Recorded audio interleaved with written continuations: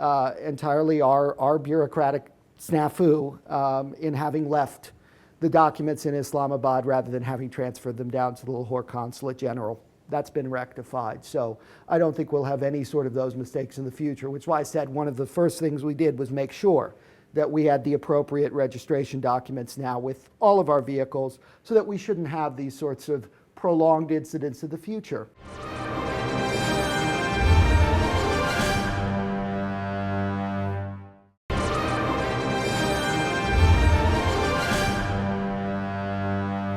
What you have said is, and let me just summarize it and correct me if I go wrong somewhere, that this is an issue that you were trying to resolve with the concerned people absolutely. in the government of Absolutely. Pakistan, which then raises the question of what exactly is the problem which needs to be resolved. Oh, well, in that particular instance, I mean, the problem that needed to be resolved is we didn't have our MFA book in that particular vehicle. Easily resolvable on our side. We had it in the wrong, we had it in the wrong place. We brought it down here, so now they're verifying, quite rightly, that it's our registered vehicle and they're returning it to us. That's the primary point. I mean, our vehicles, sometimes there's going to be issues where individual officers on a scene may not understand the Vienna Convention. It's not the easiest thing in the world to grasp, and we totally understand that. And if they need to call their supervisor to come and get authorization, then we'll work with them. What is the protocol on your side? For instance, if one of your vehicles is stopped. Yes. And the people at the checkpoint say, okay, we want you to identify yourself and Yes. we want you to step out. Now, is there a protocol on your side that the person in the vehicle will not step out? That's right. For security reasons, our people do not exit the armored vehicles when moving around the city, whether at checkpoints or anywhere else. As you can imagine, Ejaz, it would be very easy for one of the numerous groups that wish to assassinate American diplomats to station personnel at a checkpoint to wait for an American to exit the vehicle so that they could kill them or So kidnap this is them. this is not because of any hubris. It's not because, okay, we are Americans, we're not going to step out and we're not going to identify. Because that's the kind of sense that is sent across And that's to really, people in Pakistan. that's really unfortunate. I mean, I tell everyone who works for me that they are absolutely to show the greatest respect to Pakistanis, to Pakistani culture, to Pakistani traditions. At the same time, though, I also have to emphasize to them not to put themselves at risk. We receive threats from Al-Qaeda, from Tehrik-i-Taliban Pakistan, from all sorts of terrorist groups every day of the week here. People who wish to kill American diplomats, kidnap American diplomats, bomb our diplomatic facilities. So we have to be exceptionally vigilant to make sure that our people do not in any way put themselves in harm's way. Okay, So, in that case, for instance, if there's a checkpoint and a Yes. particular vehicle is stopped. yes. Now, if the people at the checkpoint insist that this vehicle has to go to a police station, which we are assuming is a secure place, Yes. would they then exit the armored vehicle inside the police station and identify themselves? Well, first they identify themselves immediately. Even if they don't get out of the vehicle, they will present the diplomatic license plate, the registration documents, their diplomatic credentials, and their consulate identification badges to the officers on the scene. Most of the time, 99.9% of the time, that resolves the incidents. The officers say, the officers wave the vehicle right on through, they go on about their business.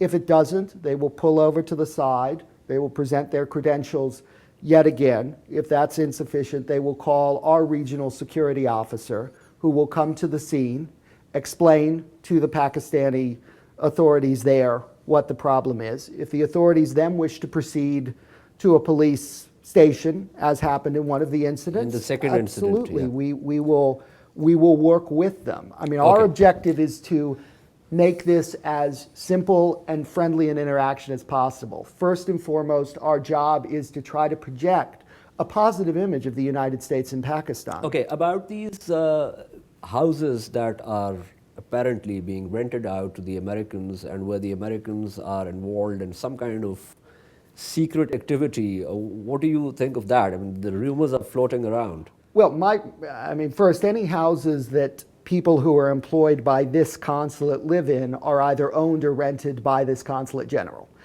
We have leases all over the city of Lahore. We lease And all of a this is number of registered? properties. All of this is registered. The government of Pakistan is 100% aware of where all of our people live. The government of the Punjab is 100% aware of where all of our people live.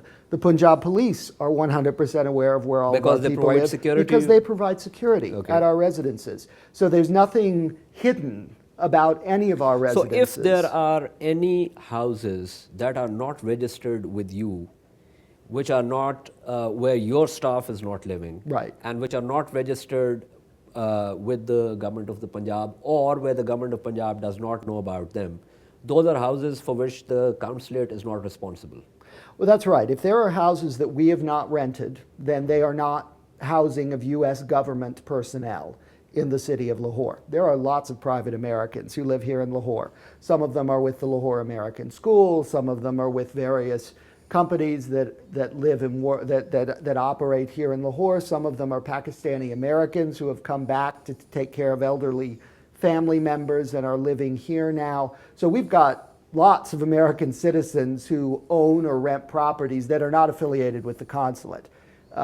We as the U.S. government do not keep track of where every private American citizen lives. That's not our job. But if the house is not rented by the U.S. consulate and we're not aware of it, it's not for one of our employees, then it would be someone who is not affiliated with the U.S. government or the U.S. diplomatic mission here in Lahore. Okay, thank you Bryan Hunt for speaking with us. بات کر رہے تھے Brian hint صاحب سے اور ان سے تفصیلات پوچھ رہے تھے کہ یہ جو واقعات ہوئے ہیں یہ کیا تھے. اس کے بارے میں انہوں نے تفصیلی ذکر کیا اور انہوں نے بتایا کہ کیا پروٹوکول ہے اور کس طریقے سے یہ معاملات جو ہیں ان کو سلجھانے کی کوشش کی جا رہی ہے.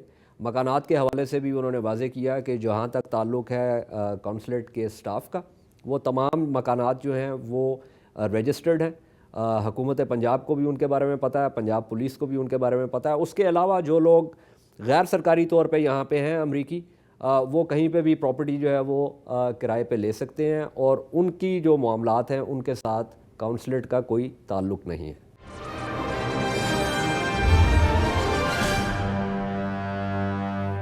ابھی آپ نے ہماری بات چیت سنی جو برائن ہنٹ جو ایکٹنگ کونسل جنرل ہیں لاہور میں ان سے اسی سلسلے میں، اور ہمیں اسلام آباد اسٹوڈیو سے جوائن کر رہے ہیں جنرل اسد درانی.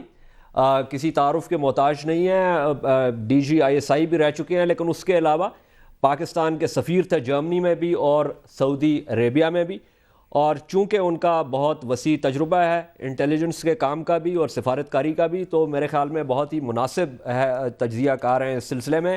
جنرل درانی السلام علیکم. یہ جو بات ہو رہی ہے امریکیوں کی جو نقل و حرکت ہے، پہلے اسلام آباد میں اس طرح کے واقعات ہوئے کہ ان کی گاڑیاں جو ہیں وہ ناکوں پہ روکی گئیں.